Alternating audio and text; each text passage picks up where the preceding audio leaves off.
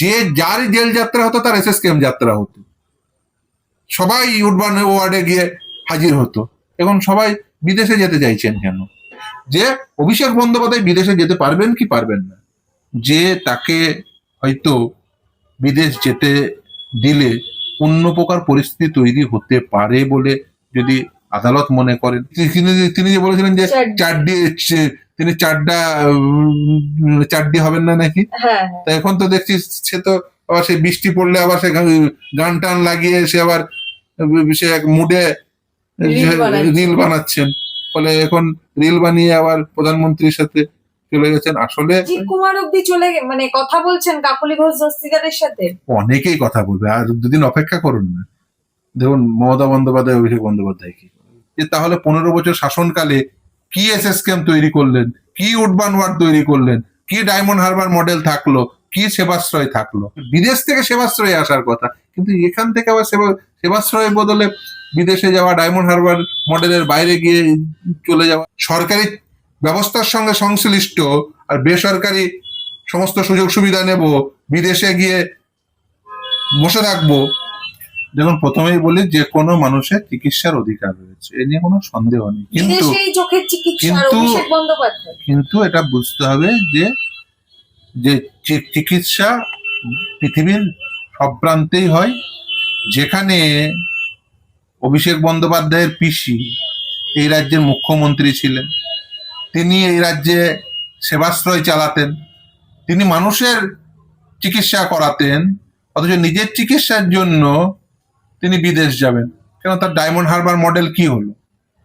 তিনি তো একসময় ডায়মন্ড হারবার মডেলে সেবাশ্রয় চালু করেছিলেন, যে মডেলের উপর ভিত্তি করে তিনি বলেছিলেন যে ওরা পশ্চিমবঙ্গে চেঞ্জ হবে, তারপর ভারতবর্ষে নাকি চেঞ্জ হয়ে যাবে। তা সেই ডায়মন্ড হারবার মডেলে সেবাশ্রয়ে চিকিৎসা নিলেই তো পারেন, বেকার বিদেশ যাওয়ার দরকার কি? দেখুন প্রতিটি মানুষের চিকিৎসা পাওয়ার অধিকার রয়েছে, চিকিৎসা নেওয়ার অধিকার রয়েছে, তার সর্বোচ্চ চিকিৎসা নেওয়া, সর্বোৎকৃষ্ট চিকিৎসা নেওয়ার অধিকার রয়েছে। কিন্তু তারপরেও একটা জিনিস বুঝতে হবে যে যদি এরকম পরিস্থিতি থেকে থাকে যে তাকে হয়তো বিদেশ যেতে দিলে অন্য প্রকার পরিস্থিতি তৈরি হতে পারে বলে যদি আদালত মনে করেন, যদি যারা তদন্তকারী সংস্থা তারা যদি মনে করেন, সেটা তারা রেসপেক্টিভ সাবমিশন দেবেন, তার ভিত্তিতে আদালত রায় দেবে, তাহলে সেই রায় গ্রহণ করতে হবে। নিশ্চিতভাবে প্রত্যেকের অধিকার রয়েছে যে কোনো রায়কে চ্যালেঞ্জ করা।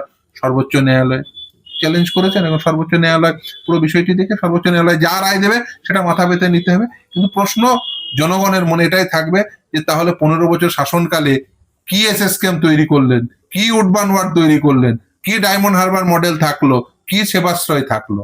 লোকে দেখুন সেবাশ্রয় খুঁজছে, লোকে তো ডায়মন্ড হারবার মডেল খুঁজছে।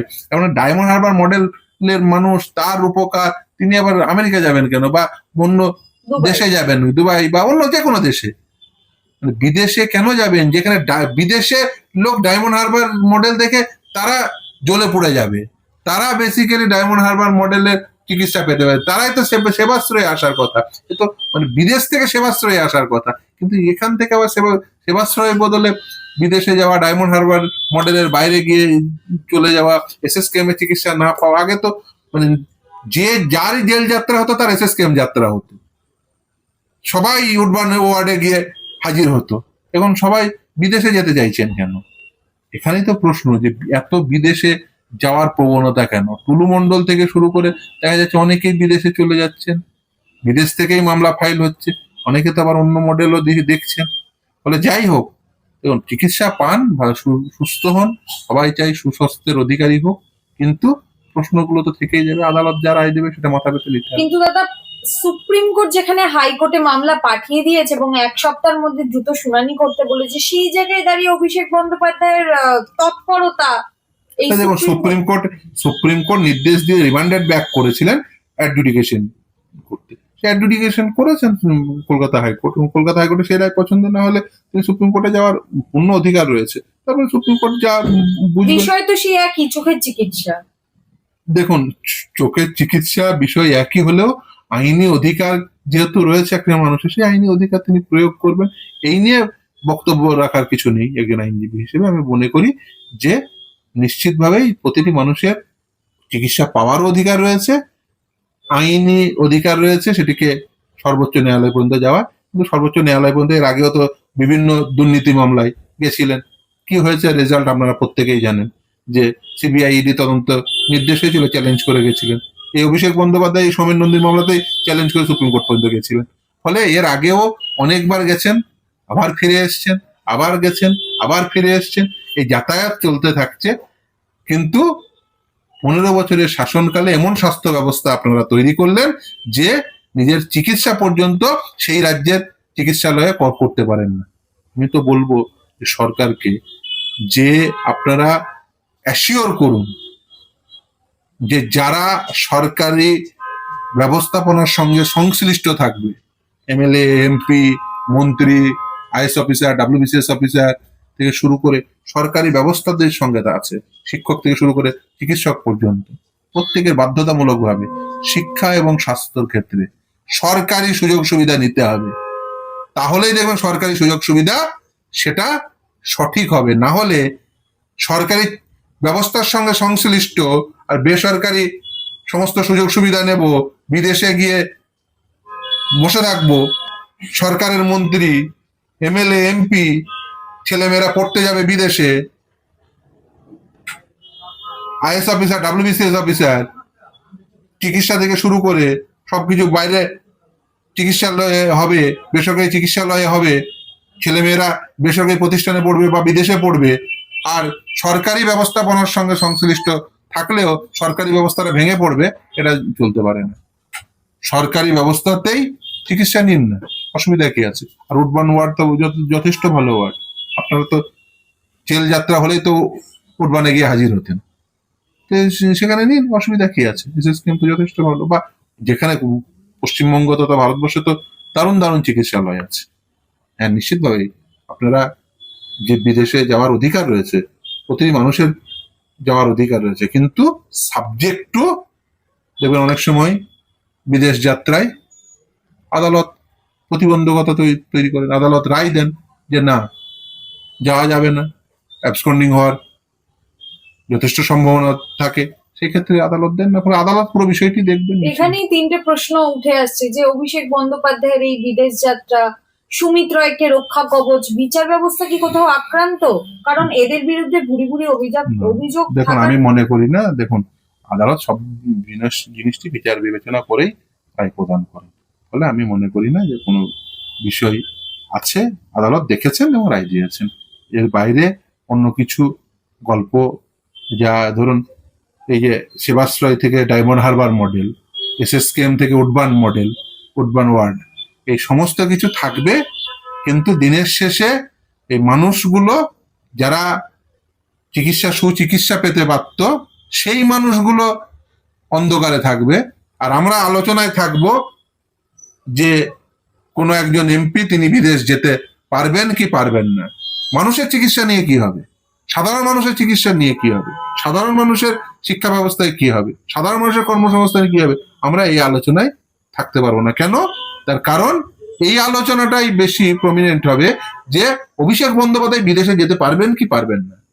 অভিষেক বন্দ্যোপাধ্যায় চিকিৎসা, মানে বিদেশে গেলে দারুণ চিকিৎসা হবে আর এই দেশের তুলনায় একটু খারাপ চিকিৎসা হবে, বিষয়টা তো এইখানে রাখলে হবে না। বিষয়টা রাখতে হবে এখানে যে সাধারণ মানুষকে বিশ্বমানের চিকিৎসা পাবে।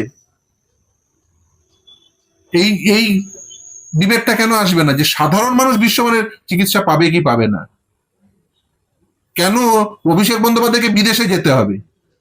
এমন একটি চিকিৎসা ব্যবস্থা কেন তৈরি করা যাবে না যেখানে অভিষেক বন্দ্যোপাধ্যায় থেকে শুরু করে প্রত্যেকেই এই রাজ্যে, এই শহরে চিকিৎসা নিতে তাদের কোনো প্রকার অস্বস্তি বোধ হবে না, বা তারা মনে করবেন না যে আমি সুচিকিৎসা পাবো না, এটা যাতে না মনে করেন।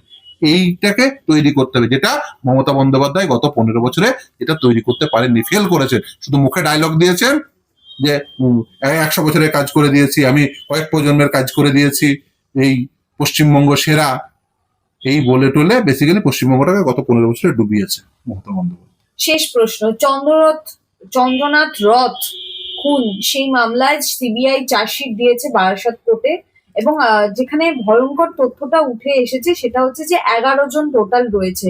এর আগে চন্দ্রনাথ রথকে নিয়ে একাধিক মন্তব্য আমরা শুনেছি যে কখনো তদন্ত হবে না, কিভাবে দেখছেন বিষয়টি? দেখুন, তিনি মাননীয় মুখ্যমন্ত্রীর তিনি আত্মসহায়ক ছিলেন, ফলে সেই সময় তিনি যদিও মুখ্যমন্ত্রী হিসেবে শপথ নেননি যে সময় খুন হয়ে গেছিল, ফলে এটা একটি অত্যন্ত গুরুত্বপূর্ণ মামলা। তার কারণ জাস্ট মুখ্যমন্ত্রী হিসেবে শপথ নেওয়ার পূর্বেই এই ঘটনা ঘটেছিল, ফলে সেখানে এরকম সিবিআই এর মতো এরকম একটি সংস্থা যেহেতু চার্জশিট দিয়েছে, নিশ্চিতভাবেই তার আমি আশা করব তার সুবিচার হবে, এবং শুধু তাই না, প্রকৃত দোষীদের ধরতে হবে এবং প্রকৃত দোষীদের শাস্তি দিতে হবে।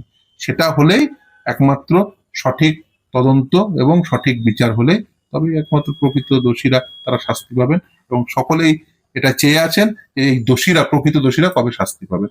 আশা করি সেটা এই বিচার প্রক্রিয়ার মধ্য দিয়ে সহজেই হবে বলে। দুটো যে নাম, সাহেব সোনকার, রাহুল সোনকার যে নামগুলো উঠে আসছে, তারা তো 2020 সালের পর থেকে বিজেপিতেই ছিলেন, এবং অনেকে দেখুন সেটা কি ছিল, সেটার জন্যই তো তদন্ত, যে কি কারণে খুন হয়েছে বা মোটিভ কি ছিল। আসলে একটা ক্রিমিনাল ইনভেস্টিগেশনের মূল যে প্রশ্নের দিকে ধাবিত হতে হয় সেটা হচ্ছে মেন্স রিয়া, অর্থাৎ ইন্টেনশন কি ছিল, কি উদ্দেশ্যে খুন করা হয়েছিল, তারপরে যে কারা খুন করেছিল। ফলে উদ্দেশ্যটা যে সব থেকে গুরুত্বপূর্ণ।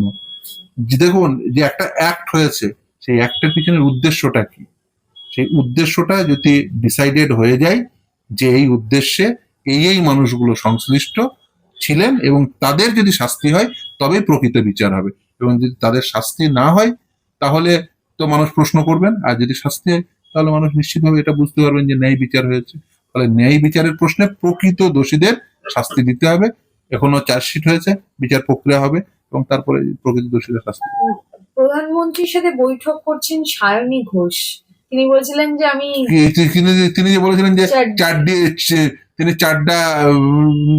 চারডি হবেন না নাকি। হ্যাঁ, তা এখন তো দেখছি সে তো আবার সে বৃষ্টি পড়লে আবার সে গান টান লাগিয়ে সে আবার সে এক মুডে রিল বানাচ্ছেন। ফলে এখন রিল বানিয়ে আবার প্রধানমন্ত্রীর সাথে চলে গেছেন। আসলে সুদীপ বন্দ্যোপাধ্যায় বলছেন যে প্রধানমন্ত্রী হাত তুলে বললেন যোগা করার জন্য, শরীর যাতে ভালো থাকে সেই পরামর্শ দিলেন। শতাব্দী রায় বলছে আমি চেটে পুটে খেয়েছি, কি বলবেন? দেখুন, এই তৃণমূল কংগ্রেসের তো কোনো আদর্শ ছিল না, এনসিপিআই তারা এই আদর্শহীন একটি রাজনৈতিক দল ছিল তৃণমূল কংগ্রেস। ছিল বলছি তার কারণ এখন যেটা আছে ওটা নেই, ওটা মৃত। এখন তৃণমূল তো বিভিন্ন ভাগে ভাগ, তো বিভক্ত, তৃণমূল ধৃত, মৃত, ঋত, এনসিপিআই। এখন এরা ভালো করে বুঝেছেন যে তৃণমূলে থাকলে এদের কিছু হবে না, তো তৃণমূলটাই তো নেই। তৃণমূলকে কেউ ভোট দেবে? মমতা ব্যানার্জি নিজের ওয়ার্ডে যেতে পারবে না। এবার এরা এখন খোঁজ করছে কোথা গেলে এদের লাভ হবে, সেই খোঁজে এখন ছুটে বেড়াচ্ছে। কেউ পার্লামেন্টে দাঁড়িয়ে, কেউ বৃষ্টি পড়ছে রিল বানাচ্ছেন গানে, কেউ খুঁজছেন যদি কারোর সাথে মিট করে যদি আবার কোনো নতুন রুট তৈরি করা যায়।